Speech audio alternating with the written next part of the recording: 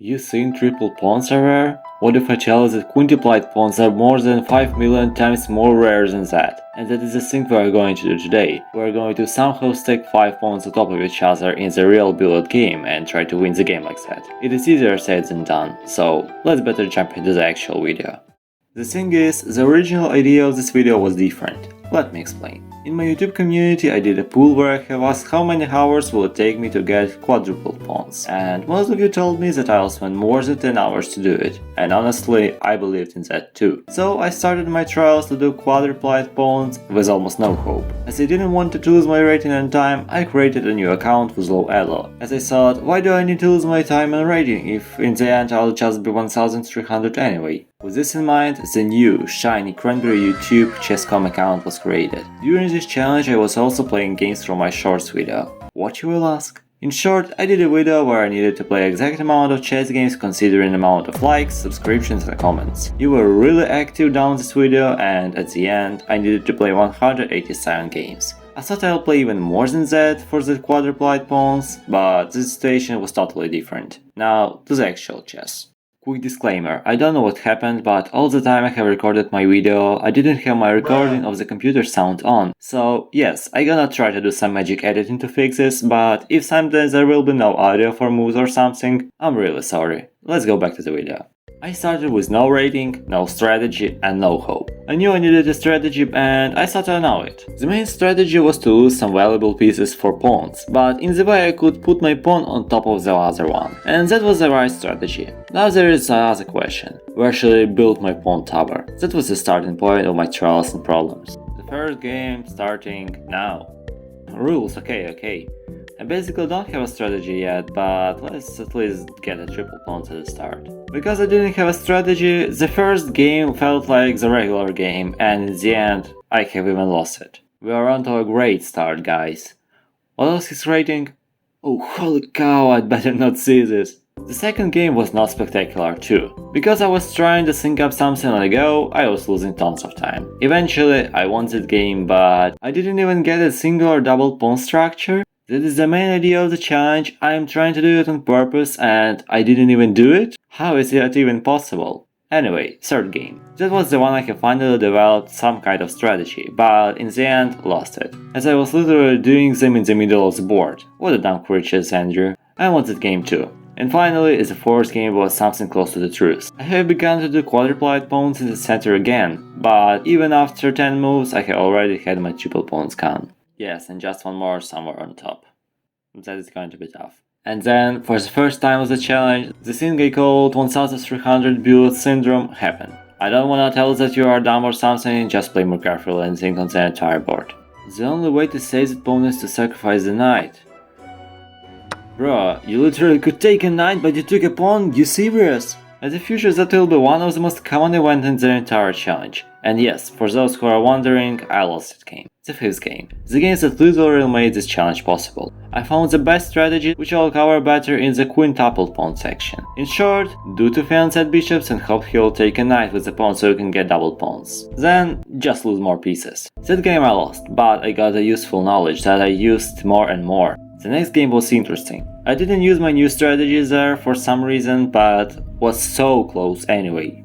Come on, just take on e4 and that's the end. The only problem was that I literally didn't have any piece to lose there. Eventually, and not too surprisingly, I lost that game. And the 7th game. The game that made me happy and told me to go further. Just check this. Bro, that's all. His pawn is pinned. He can't take me. Please, take the knight. No way, I did it so fastly? Come on bros, we're cooking right now. That's the end. Yes, that was the end. For the quadruple pawns. I didn't even expect the challenge. I thought this was really hard. Only took me 7 attempts. I quickly posted a photo on YouTube that I have done it, and for no reason wrote, maybe 5 pawns will be harder. I wrote it just for fun, but after I tried it just for fun, this happened. Come on, almost twice in a row? Yes, I almost got quadruple pawns again. I have continued doing this for 10 more minutes and... What, again? That is so easy. After that, I told myself that I'll end the day for today, and I'll continue to do it tomorrow. You'll ask, what will I do? I'll try to get quintupled pawns. The next morning I was full of motivation and I knew it was possible. Also, I googled if it is possible to do 6 pawns in the one column, and of course yes. But from almost 2 million games, only 15 of them has a structure, and not too surprisingly, all of them was on purpose. That is one of the example games.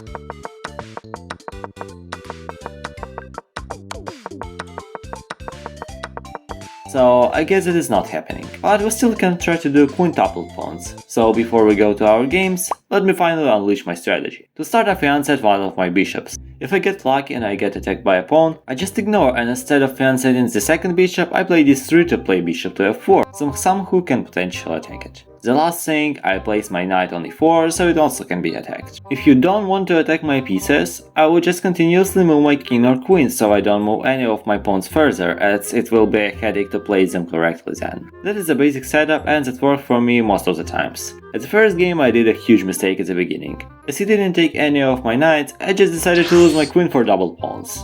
And yes, that was a bad idea, but somehow it was not too bad. I had triple pawns and a potential e4 pawn that could join the gang. In the end, I could not make my plans, but agree. Ooh, that mate is sick. Yes, but after such a beautiful win, I just misclicked and lost the game in 8 moves. That was not fun, not gonna lie.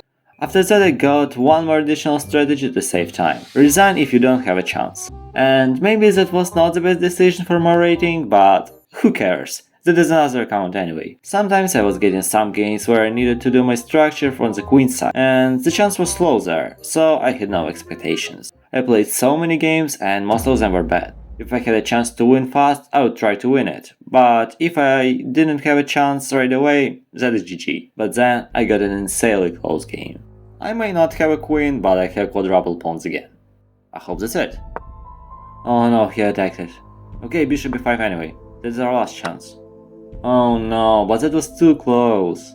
What I was talking about, basically, he goes for example by rook, attacks me, all this stuff, and then I do check. He takes, and I take, and we're good to go. After that I got frustrated. I have already played 62 games and almost no progress, but anyway, I haven't done it once. Because I have done it not once. After that fail, I had this game. It started not in the best way, as he took the queen side's knight, but then everything became better and better, and in the end, this happened. I'm gonna just sacrifice a rook. If he'll play c6, I don't know what I'll do with him. No way, are you kidding me? Really? I don't need that game now, that's over. Okay, I lost it then, that's okay, oh my god. And just like that, I was done. But don't run away from the video yet. The most interesting is on the starts. You remember, as I said, because I haven't done it once. As you heard at the beginning of the video, I was also trying to do a challenge with that 187 games. And I did this challenge using only 62 games. So in the next day I have decided to try this again until I have 87 games, so I can leave 100 games for another video. And was I lucky or what? This happened. Again? I did it twice. What the heck is that? Third time. No way. And fourth time. And to make everything even more spicy, that 3 games that you have seen now was in the row. I did 3 quintupled pawns in the row. Isn't this a reason to subscribe? But that was not the 87th game yet. And after some more games, I did the last, 5th quintupled pawns. I did it again. On the same place. And after that, I was not trying to do it again. As isn't it beautiful, quintupled pawns done 5 times. And the chance for each of them is 1 in 800 million. 3 of them done in a row.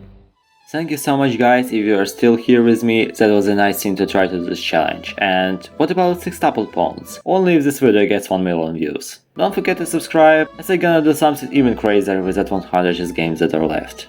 Cranberry.